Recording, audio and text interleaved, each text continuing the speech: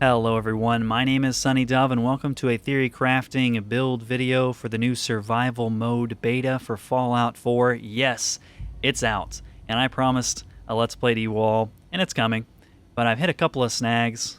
You're wondering why it's not out yet? Basically, there's two reasons. First, mods were disabled. Bethesda decided, in order to beta test properly and avoid a bunch of false bug reports, they forced all plugin based and master, ESMs, ESPs, they're all disabled. You can't use them without the help of a certain fix, which has been linked in the description of this video. I'm not going to explain how to do that, but I'm sure you can figure it out yourself. Go check it out. It's pretty easy. Some text editing. You'll get it. Second reason being, I absolutely hate the vanilla HUD. I sit 2 feet away from a 27-inch 1440p monitor. Like, this HUD is so... it screams console port. It's so awful. Like, I swear, looking at the HP, it's like an inch tall. I feel like I'm reading a first grader's textbook with a magnifying glass. Like, that's how disgusting it is. I hate it.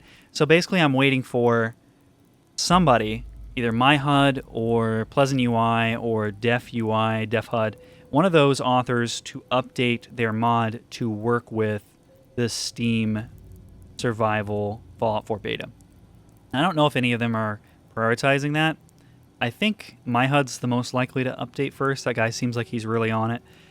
But if one of those guys, or girls, I don't know, them, one of them doesn't update their HUD to work with this new beta before, sometime this evening, I'm just going to go ahead and start recording. So you can expect an episode out, probably the first episode tomorrow, and I'm going to try to have an episode out every day. I'm going to try to really up the pace, and I might fail to hit that schedule, but that'll be my goal anyway.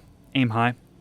Okay, let's get to the build already. I've been thinking long and hard on this. We've got 21 points to spend, and we have to allocate them as best as we can in order to survive in the new survival mode.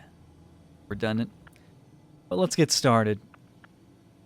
The premise of the build is going to be build up the damage as fast as possible with perks and adrenaline, while using power armor come mid-game-ish. We'll upgrade it fully. Do all of our damage as safely as possible from a distance. Play very conservatively and not too VATS heavy. That's kind of my play style. So, strength, we only need 2 plus 1 for 3 to get armor. Armor is the only thing in the whole strength tree that's pretty important to me. Actually, it's essential. Armor is essential to me. Correction. Other than that, strong back would be nice. Heavy gunner, in the later parts of the game, sure. Early game, don't care about it. Heavy guns, ammunition is too rare to bother with in the early game. Perception, all we need for perception is Rifleman. Rifleman is your key damage dealing perk for semi-automatic rifles as well as shotguns. We don't have to put any points into it. We've already got it. We just get the bobblehead at the museum where we meet Preston. We're good to go. You could invest higher into this for Demolition Expert, which is pretty powerful, but I'm not going to for the purpose of this build. Maybe we'll pick it up later. This is actually pretty situational. I want to go on a little bit of a tangent here. But the Demolition Expert perk affects the damage of legendary prefix weapons that are explosive. And this is pretty huge, because if you get lucky and you find yourself an explosive shotgun, you probably want to invest in Demolition Expert because it's one of the more powerful weapons in the game. Next up is Endurance. I'm going to use Endurance as a dump stat because I really don't care about any of the perks in Endurance. The Endurance tree is probably one of the worst in the game. It has almost no perks that I care about. Chem Resistant at first sounds good, but it's actually terrible because it shuts you off of ever using the Junkies prefix weapons, which are some of the best in the game. Then there's, Life Giver is a flat HP boost. Why would you take that when you could just actually invest in the Endurance special stat, and that will retroactively and also future-actively, that's a word, give you more HP. Toughness is just piddly flat damage resistance boosts compared to, it's flat armor versus a true percentile damage resistance. And you get, the bonus you get in armor from toughness just pales in comparison to the amount you get from wearing power armor, which of course I will be using because power armor is the most readily available strong defense for your character in survival. Which means we will definitely want a lot of intelligence. I, in fact, like to get 10 intelligence, then drink Gwyneth Stout before reading the Year Special book and bringing my intelligence up another point, and then after the beer wears off, you'll have 11 intelligence. Bobblehead gives you 12. 12 int, plus mentats, berry mentats if you got a large supply of them, plus your, I'm forgetting the name of the mod, the modification for your helmet and your power armor that gives plus 2 intelligence, brings you up to a total of like close to 18, 19, 20 intelligence, somewhere in that realm. Then if you get your luck up to 5, pick up Idiot Savant. You get a proc on a quest. Oh my goodness, you're going to be leveling up like twice or something. It's crazy. But let's go back to Charisma. Charisma is also a dump stat. Some people are definitely going to want Charisma 5 or 6. 5 plus 1 for Bobblehead. And Local Leader is definitely appealing for new survival mode, but I don't feel like it's absolutely necessary. You definitely want to have settlements all over the place, but whether or not you're willing to lug around junk to fortify them with turrets and do your building of walls and such, if you're going to bother with that, is really a personal preference thing. If you're willing to do the work of lugging around all that junk, then you don't need charisma at all. The only thing with charisma that's actually important, like the two damage dealing perks in the charisma tree are Lady Killer, which by the way, you need to be a female character because Lady Killer is so much better than, wait, did I say Lady Killer? I said that in backwards. I'm sorry. Black Widow. Black Widow is so much better than Lady Killer. Lady Killer sucks because there's so many more male characters in the game to kill than there are female characters. So a female character with Black Widow, infinitely better than Lady Killer. Sorry if I misspoke there. So Charisma 2 is all you need for that, or 1 plus the Bobblehead. But Charisma Bobblehead, let's see. Charisma Bobblehead is pretty accessible.